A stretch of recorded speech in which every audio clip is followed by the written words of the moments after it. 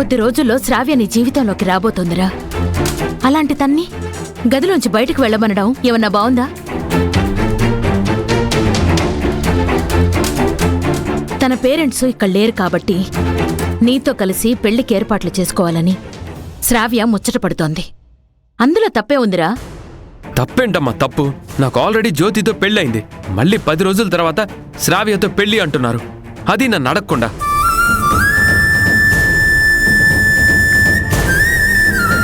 మీకు మీరే ముహూర్తం ఫిక్స్ చేసేశారు. నేనేమన్నా కీలుబొమ్మని అనుకుంటున్నారా?